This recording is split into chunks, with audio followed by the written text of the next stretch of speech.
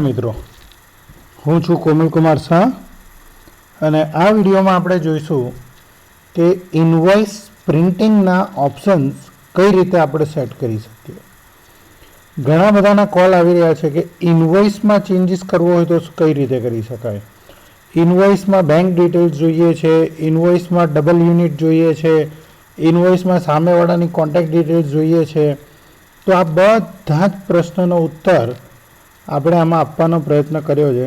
આમાં આપણે ટેલીના જે ડિફોલ્ટ ફીચર્સ છે એનાથી આ ઇનવોઇસ કેવું પ્રિન્ટ થશે તે સમજવાની ટ્રાય કરીએ. તો અહીંયા મેં એક કંપની બનાવેલી છે. આ કંપનીને હું અહીંયા સિલેક્ટ કરીશ અને એની અંદર એક ઇનવોઇસ જે છે તે મેં બનાવેલું છે અને તેનાથી એના ઓપ્શન્સને આપણે સમજવાની ટ્રાય કરીએ. આ એક ઇનવોઇસને હું અહીંયા પ્રિન્ટ કરીશ. હવે ઇનવોઇસ તમે જ્યારે પ્રિન્ટ કરો છો ને ત્યારે ઓલ્ટર પી આપો ને ત્યાર પછી અહીંયાના ઓપ્શન્સને ખાસ સમજવાની ટ્રાય કરો. પ્રિન્ટ લેંગ્વેજ, તમારે કઈ ભાષામાં પ્રિન્ટ કરવું છે તો એ અહીંયા મેં કોઈ લેંગ્વેજ ઇન્સ્ટોલ નથી કરેલી, હું ખાલી અંગ્રેજીમાં જ યુઝ કરું છું. પણ જેણે જે લેંગ્વેજ ઇન્સ્ટોલ કરેલી હશે, હિન્દી, ગુજરાતી, મરાઠી, મલયાલમ, કન્નડ, તો તે બધી જ લેંગ્વેજ તમને અહીંયા બતાવશે અને એ લેંગ્વેજ પ્રમાણે તમે સેટિંગ કરીને વર્ક કરી શકશો. નો પ્રિવ્યુ. ઘણા બધાને એવું થાય છે કે પ્રિવ્યુ આવતું જ નથી, સીધું જ નીકળી જાય છે, સીધું પ્રિન્ટમાં જ જાય છે. તો એનું કારણ એ છે કે તમે અહીંયાથી આ વિથ પ્રિવ્યુ એન્ટર કરવાનું ભૂલી ગયા છો. તો અહીંયાથી વિથ પ્રિન્ટ પ્રિવ્યુ આપી દો તો એનો આ પ્રમાણે પ્રિન્ટ પ્રિવ્યુ દેખાશે તમને. બીજું છે ટાઇટલિંગ.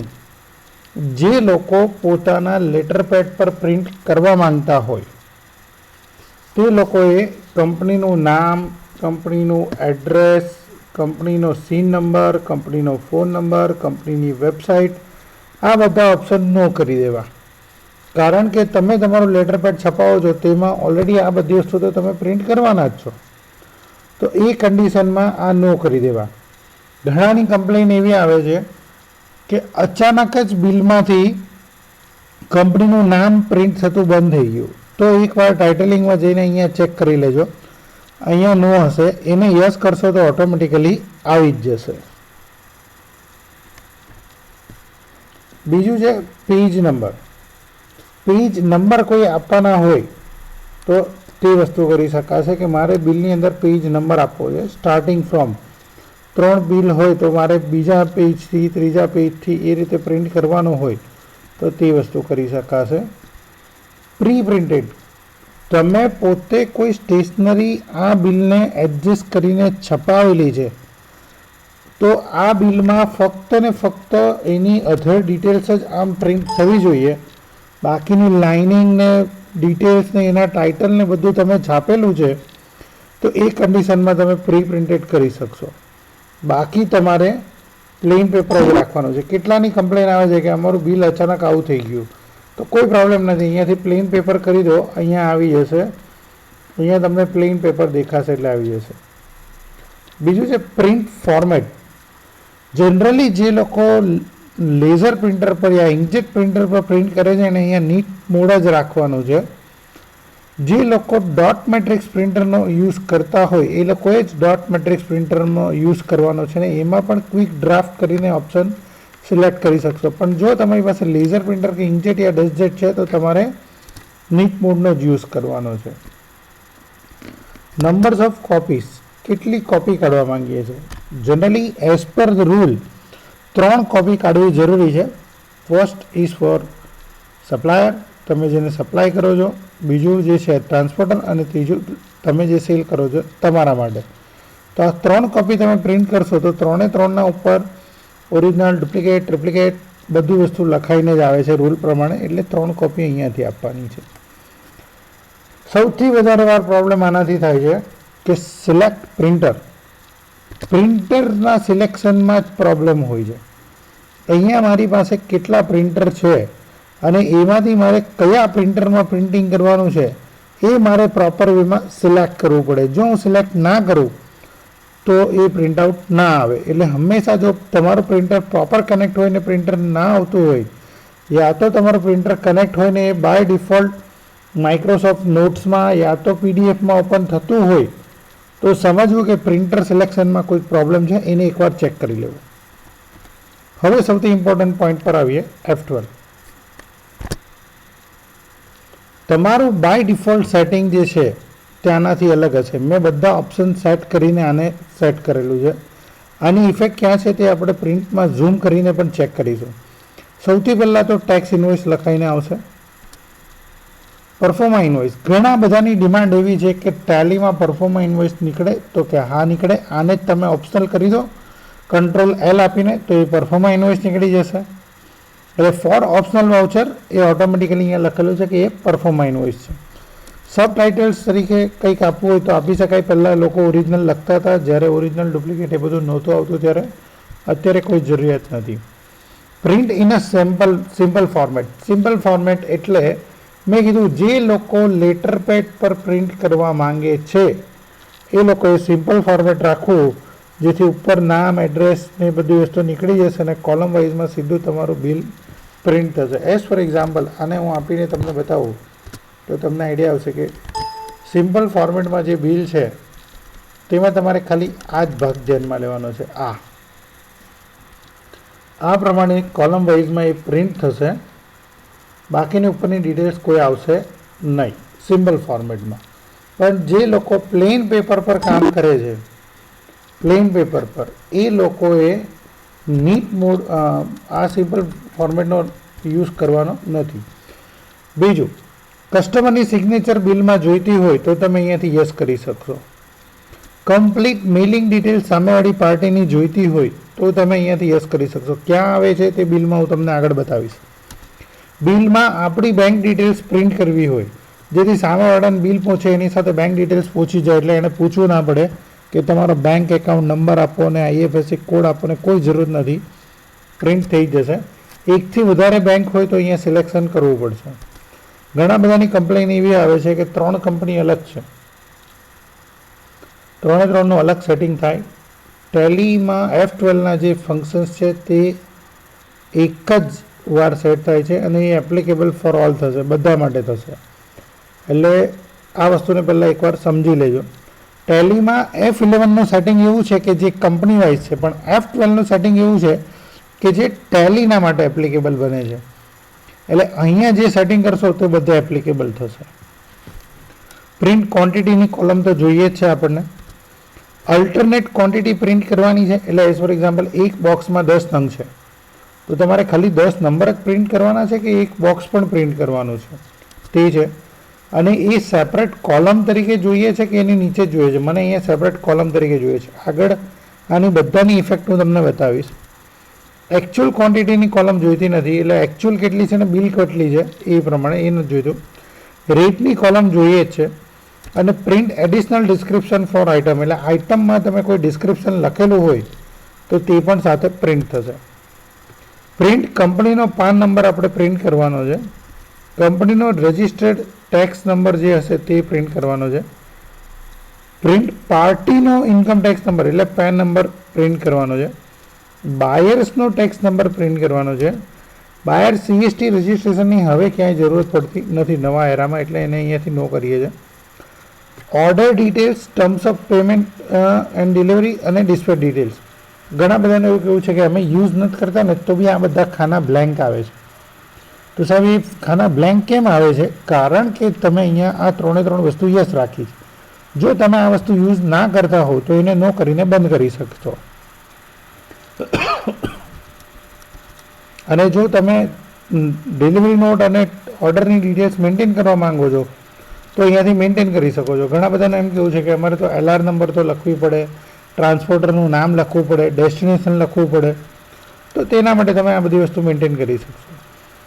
GSTમાં સૌથી કોમન જે બધી વસ્તુઓ છે તે આપેલી છે કે પ્રિન્ટ કંપનીનો GSTN, બાયરનો GSTN, print analysis of item, એટલે જે એક આખો આઇટમનો એરિયા પતી જાય ત્યાં પછી નીચે એક સ્ક્વેર બોક્સ આવે છે જેની અંદર પર્સન્ટેજ વાઇઝ અને HSN વાઇઝ એનાલિસિસ થાય છે, તે આના કારણે આવે છે. GST સેપરેટ કોલમમાં જોઈતું હોય પર્સન્ટેજ GSTના તો તે આવી જશે.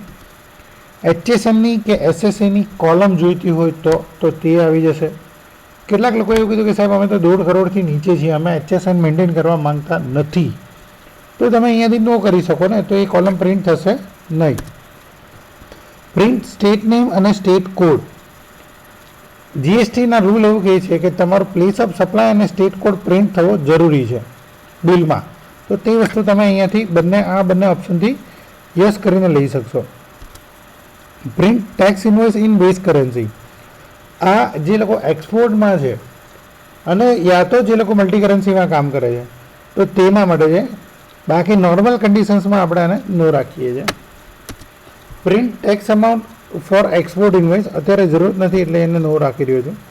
જ્યુરિડિક્શન તમે લખી શકશો અને this is a computer generated invoice એવું જનરેટ બાય લખવું હોય તો લખી શકાશે. F12 ની અંદર બીજું એક F12 આપેલું છે advance.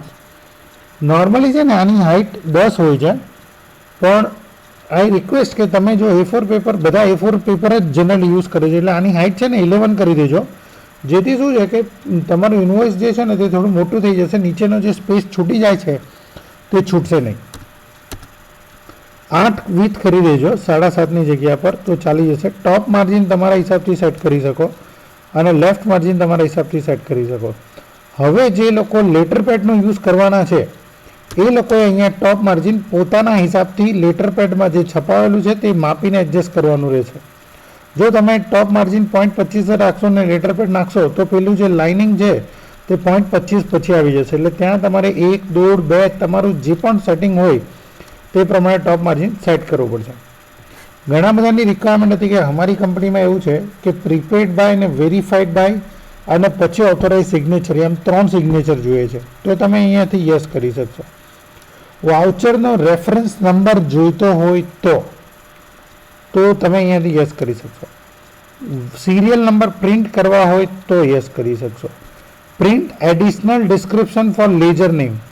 Print additional description for ledger name ક્યાં કામમાં આવશે કે તમે જો સર્વિસ ઇન્વોઇસ બનાવી રહ્યા છો અને સર્વિસ ઇન્વોઇસની અંદર તમે જે સર્વિસીસ આપી છે એ લેજરની અંદર તમારે ડિસ્ક્રિપ્શન લખવું છે. એઝ ફોર એક્ઝામ્પલ કે મેં કોઈ સર્વિસીસ આપી કે સોફ્ટવેર સપોર્ટ ચાર્જિસ, તો સોફ્ટવેર સપોર્ટ ચાર્જિસમાં મારે અંદર ડિસ્ક્રિપ્શન લખવું છે કે વિઝિટ કરી છે, ત્યાં આગળ રીઇન્સ્ટોલ કરેલું છે, ત્યાં રીએક્ટિવેટ કરેલું છે, ત્યાં રિમોટનું સેટઅપ કરી આપેલું છે, એટલે એ જે પણ તમારા ડિસ્ક્રિપ્શન હોય તે તમે ત્યાં આગળ મેન્શન કરી શકશો. નારેશન જો તમે લખતા હો બિલમાં અને એને પ્રિન્ટ કરવું હોય તો કરી શકશો. નારેશન ફોર ઈચ એન્ટ્રી, દરેક ટ્રાન્ઝેક્શન પર તમે દરેક લેજર પર નારેશન લખતા હો તો. સબ ટોટલ ફોર ઈચ લાઇન, હવે એની જરૂરિયાત રહેતી નથી આ કેસમાં. એક્સાઇઝ ઇન્વોઇસના કેસમાં આપણે એને લેતા હતા, અહીંયા બહુ જરૂરિયાત નથી. બિલ વાઇઝ ડિટેલ્સ, ઘણાની કેવું એવું હોય છે કે સાહેબ બિલ નંબર, કેટલા દિવસની ક્રેડિટ છે ને કેટલું બિલ છે એ પણ પ્રિન્ટ થવું જોઈએ બિલમાં, તો તે વસ્તુ આવી શકશે. બેઝ કરન્સી સિમ્બોલ જે છે તે ટોટલ પાસે લેવો હોય તો આવી શકશે. બેચ ડિટેલ્સ, ટેલીમાં કેટલા બધા લોકો સિરિયલ નંબર જે છે તે બેચમાં મેન્ટેન કરે છે, તો એ લોકોએ સિરિયલ નંબર મેન્ટેન કરવાના હોય યા તો બેચ મેન્ટેન કરવાનો હોય તો એ બેચની ડિટેલ્સ પણ જોઈએ હોય તો અહીંયાથી તમે પ્રિન્ટ કરી શકશો. કેટલા બધાની રિક્વાયરમેન્ટ્સ એવી હોય છે કે ગોડાઉનનું નામ પ્રિન્ટ થવું જોઈએ બિલમાં અને એનું એડ્રેસ પણ, તો તમે અહીંયાથી યસ કરી શકશો. Print part number. Part number, તમે જ્યારે પ્રોડક્ટ બનાવો છો ત્યારે પ્રોડક્ટની બાજુમાં એક પાર્ટ નંબર લખવાની ફેસિલિટી છે. કેટલા બધા લોકો છે ને પોતાની પ્રોડક્ટની નંબરથી યાદ રાખતા હોય, 601, 601-5, 601-10, તો એ તમારે નંબર અહીંયા પ્રિન્ટ કરવો હોય તો બી થશે.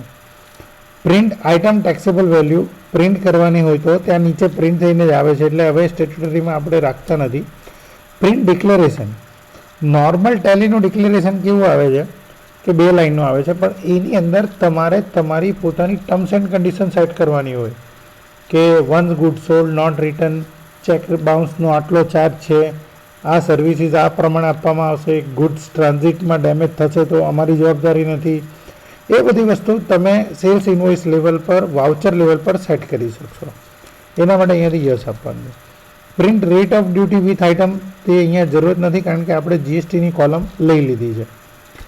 નાવ સૌથી ઇમ્પોર્ટન્ટ વસ્તુ કે તમારે શું જોઈએ છે, ખાલી નામ જોઈએ છે કે નામ સાથે ડિસ્ક્રિપ્શન જોઈએ છે. એટલે એઝ ફોર એક્ઝામ્પલ મેં કોઈ વસ્તુ બનાવેલી છે અને એનું શોર્ટ ડિસ્ક્રિપ્શન બાજુમાં લખેલું છે.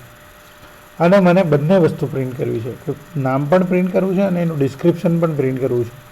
તો અહીંયાથી નેમ અને ડિસ્ક્રિપ્શન આપી શકાશે. ખાલી નામ જોઈતું હોય તો ખાલી નામ આવશે, નામ અને પાર્ટ નંબર જોઈતો હોય તો નામ અને પાર્ટ નંબર આવશે, નામ અને એલિયાસ જોઈતો હોય તો નામ અને એલિયાસ પણ આવશે. એટલે બધી જ વસ્તુ તમે પ્રિન્ટ કરી શકશો. સપોઝ મને અહીંયા ખાલી નામ જોઈએ છે તો નામ આવી શકશે, અને પાર્ટીનું પણ નામ જોઈએ છે તો નામ આવી શકશે.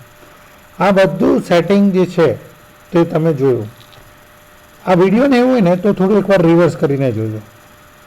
પણ ટેલીમાં બાય ડિફોલ્ટ ફક્ત ને ફક્ત આટલું જ સેટિંગ છે. આનાથી નવું કોઈ જગ્યા પર ઇન્વોઇસ પ્રિન્ટિંગનું કોન્ફિગરેશન છે નહીં. હવે આ બિલ કેવું દેખાય તેને આપણે એકવાર જોઈ લઈએ. તો તમે માર્ક કરો તો ટેક્સ ઇન્વોઇસ લખેલો હતો એટલે એ આવી ગયો. અહીંયા મારું નામ આવી ગયું, આપણે જે સેન્ડર સેલ્સ કરીએ છીએ તે. અહીંયા પાર્ટીનું નામ આવી ગયું, એનો જીએસટી નંબર આવી ગયો, એનો પેન નંબર આવી ગયો, પ્લેસ ઓફ સપ્લાય આવી ગયો. મેં અહીંયા કમ્પ્લીટ કોન્ટેક્ટ ડિટેલ્સ યસ રાખેલી છે એટલે એ કોન્ટેક્ટ ડિટેલ્સ અહીંયા ઓન થઈ ગઈ. બિલ નંબર આવી ગયો, ડેટ આવી ગઈ. આ બધી કોલમ મેં જે કીધું તે કે તમારે રાખવી હોય તો રાખી શકશો, નહીં તો તમે ત્યાં આગળ નો કરશો તો એ ત્યાંથી નીકળી જશે. બીજું પ્રોડક્ટ કઈ છે એનો HSN મેં આપેલો નથી એટલે નથી આવેલો. જીએસટી રેટ કેટલો છે, એક બોક્સ એની અંદર 5 નંગ, 18,000 રૂપિયા નંગનો ભાવ, તે હિસાબથી 90,000 રૂપિયા થયા. CGST SGST મેં પેલી બિલિંગ ડિટેલ્સ ઓન કરેલી હતી એટલે અહીંયા ન્યૂ રેફરન્સ GST પહેલું બિલ 21 દિવસની ક્રેડિટ અને બિલની ટોટલ અમાઉન્ટ થઈ છે 1,06,200. આ અહીંયાથી તે આવી ગયું. આ પેલું આપણે ટેક્સ એનાલિસિસ રાખેલું છે એના કારણે આ પર કેલ્ક્યુલેશન આવી ગયું. આ બધી ટર્મ્સ કન્ડિશન જે છે એ મેં વાઉચર લેવલ પર માં સેટ કરેલું છે એટલે ત્યાંથી આવેલું છે. અહીંયા મેં કસ્ટમરનો સિગ્નેચર જોઈએ છે એટલા માટે તે સ્પેસ રાખેલી છે. અને અહીંયા મેં સ્ટેટ બેંક ઓફ ઇન્ડિયા બેંકનું નામ, IFSC કોડ, આ બધી વસ્તુ જે છે તે અહીંયા આવેલી છે. અને મેં પ્રીપેડ બાય અને વેરીફાઈ બાય ને ઓથોરાઇઝ સિગ્નેચરી રાખેલું છે એટલે તે આવેલું છે. અને અહીંયા જ્યુરિડિક્શન સેટ કરેલું હતું અને અહીંયા જે છે તે મેં કમ્પ્યુટર જનરેટેડ ઇન્વોઇસ લખેલું હતું એટલે તે આવી ગયું. એટલે આમ આ બધા ઓપ્શન્સને યસ કરવાથી આ બધું આ આખું જે ઇન્વોઇસ છે તે તમારું પરફેક્ટલી આવી રહ્યું છે. તો મિત્રો આ વિડીયોમાં આપણે એ જોયું કે કઈ રીતે આપણે ઇન્વોઇસ પ્રિન્ટિંગના કોન્ફિગરેશન ચેન્જ કરી શકીશું. ટેલીમાં બાય ડિફોલ્ટ આટલું જ સેટિંગ છે. આ સિવાય તમારે જો કંઈ કરાવવું હોય તો કસ્ટમાઇઝેશન જ કરવું પડે, બીજો કોઈ ઓપ્શન્સ રહેતો નથી. આ સિવાય તમને જો કોઈ મુસીબત ફેસ થતી હોય, મુશ્કેલી ફેસ થતી હોય ને તમે એનું સોલ્યુશન માંગતા હો ને એ તમારે વિડીયોના ફોર્મમાં જોઈતું હોય તો પ્લીઝ અમને જે છે તો આ નંબર પર તમે વોટ્સઅપ કરો યા તો આના પર ઈમેલ કરો. અને ઘણા બધાને મેં આગળ પણ કીધું છે કે આ નંબરો જો એન્ગેજ આવતા હોય ને તો તમારી ક્વેરી અમને આના પર મેઇલ કરો, અમે 100% આનો રિપ્લાય કરીશું. જોતા રહો આગળ વિડીયો.